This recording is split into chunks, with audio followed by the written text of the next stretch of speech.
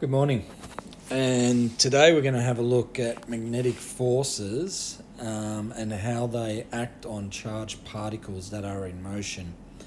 So an important component of this section is to understand what's called the right-hand slap rule.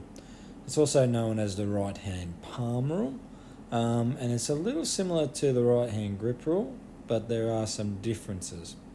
So first and foremost, what we want to identify with our right hand palm is our thumb is going to be the direction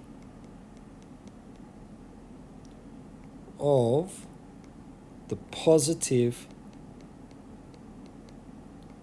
charge. Okay, now I want you to note that I'm using positive charge, not negative charge. Therefore, we are actually talking about the current. Okay, so what current's going to be used. Then we have this the fingers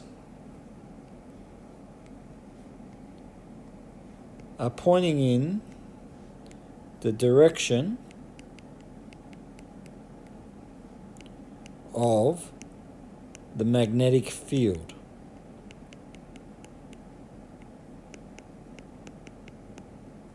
And then the palm, which is coming out of the page in this instance, out there, that's the force. So that's the force that is being applied.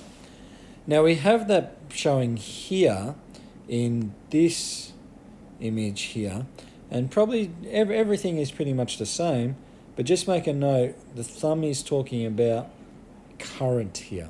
So when we talk about positive charge, it's the flow of positive charge, which we talk about as conventional current, okay? So the direction of current.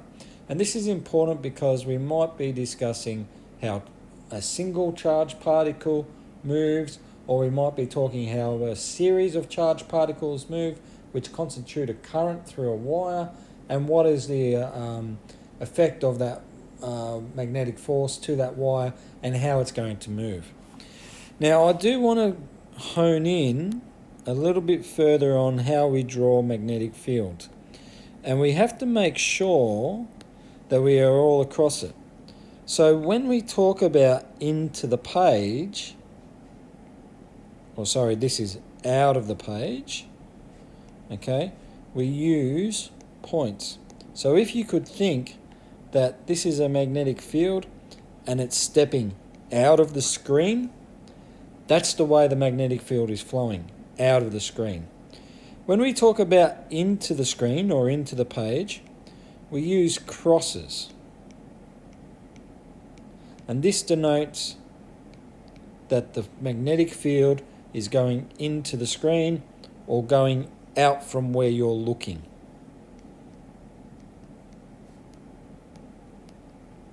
Simple way to think about it is to think about an arrowhead or an actual arrow. If you look at an arrow flying and you're seeing, if you like, its tail, it's moving away from you, therefore it should be moving into the page. If you look at this section with the arrow coming towards you, you should really just see a cross-sectional point with a point like here, and therefore it's moving towards you, which is out of the page. So you just need to make sure that you're understand how to draw the magnetic field lines in and out of the page. Okay, so when we talk about magnetic force on a current carrying wire, what I'm going to do here is I'm just going to draw a wire and I'm going to give it a current, and that current's moving in that direction. And then I'm going to set it in a magnetic field. So I'm going to set this magnetic field, not swirling around the wire like we've spoken about with our right-hand grip rule. There's an actual magnetic field that's being produced by two poles. And that field is surrounding this wire. So if I look at this field is going into the page. So therefore my fingers would be pointing into the page.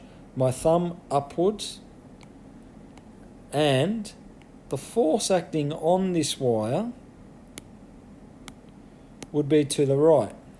So what that would mean in terms of this wire is this wire would have a slight curvature out towards, the left, if we're looking out from here, out towards that direction. Okay? The wire would be distorted because the magnetic field, in combination with the current, is causing it to be exposed to an external force. If I drew same wire, but this time I had a magnetic field going out of the page to it,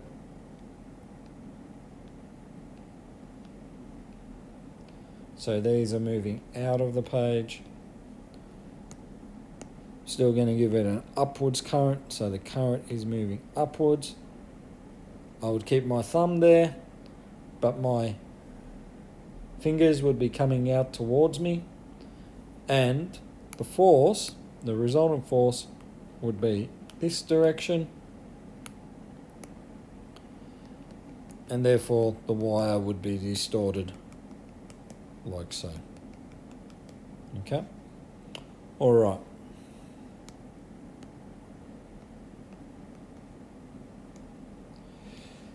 So when we talk about calculating the magnitude of the magnetic force, we have a formula here, which is F equals QVB.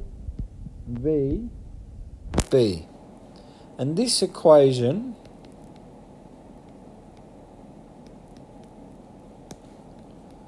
is used for one charged particle. So here F is given as our force, obviously in newtons. Q is the charge of the particle, coulombs. V is not voltage or potential difference. V actually stands for the velocity that the particle is travelling at. And B is the strength of our magnetic field. And this is measured in Teslas, or T. Okay? So we must remember that this equation, F equals QV, really details, if you like, the forces that a particle will experience as it's entering a magnetic field. So let's say that I had, for example, let's say I had a positive charged particle and it's got a velocity that way, okay, towards our right. We've got magnetic field going into the page, and that magnetic field is uniform. What it means is that if we use our right hand slap rule, well, our current is in the direction that the positive charge is moving. So the positive charge is moving towards our right, therefore it's our right. The magnetic field is moving into the page, so our fingers would follow the magnetic field, and our force, this particle, would experience an upwards force.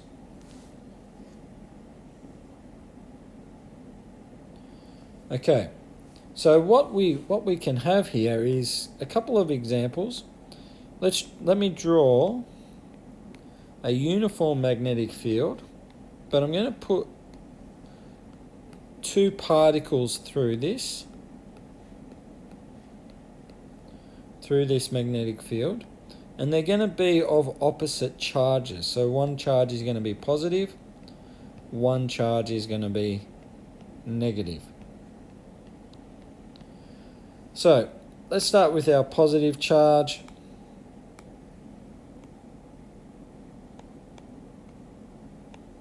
Positive.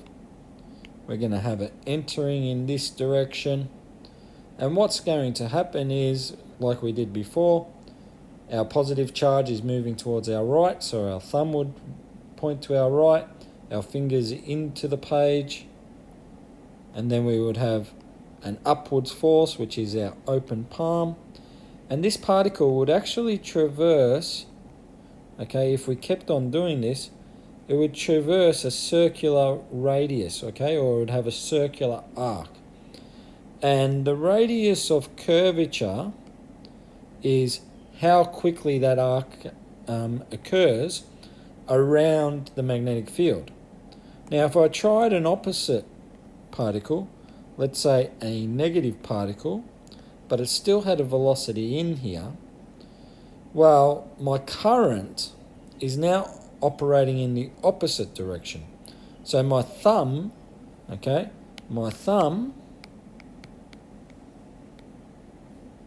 because it wants to follow where the positive current is going, not where the negative current is going to go towards the left.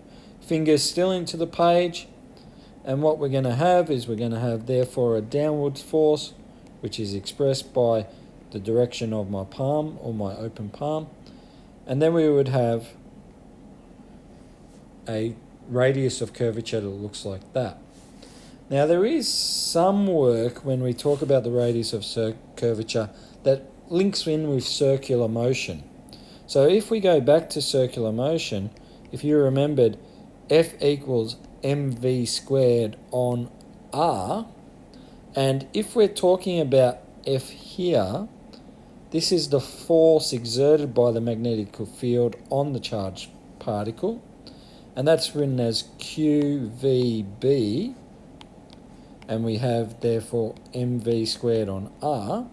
We can do some form of calculation here, and that gives us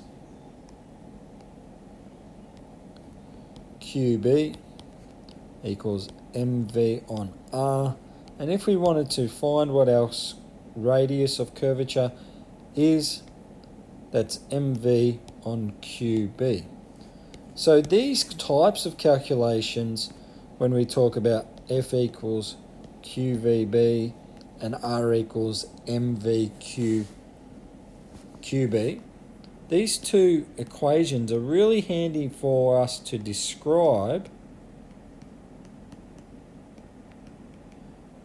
the motion of the charged particle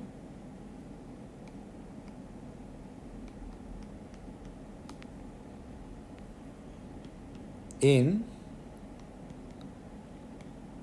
the magnetic field. And this is really important when we think about such items such as synchrotrons or particle colliders, because what we want to do with particle colliders is effectively control the motion of charged particles such as protons, electrons, subatomic particles that may exist. And what we want, the way that we're going to control them is, yes, we'll give them an initial velocity, okay, but by manipulating the magnetic field, we therefore can determine how the radius at which each particle is going to bend, okay, or how much it will curve around the surface or go around the collider. And as it curves, it gains acceleration, okay, or gets an acceleration, obviously gets up to very high speeds, and therefore when we collide particles, we're colliding very small and light particles, but we're colliding them at very high speeds or extremely high speeds that they carry a lot of momentum. And the explosion allows us to then therefore collide them, destroy them, and then be able to have a look at what constitutes their makeup after we've effectively smashed them apart. Okay, thank you. I hope that helps.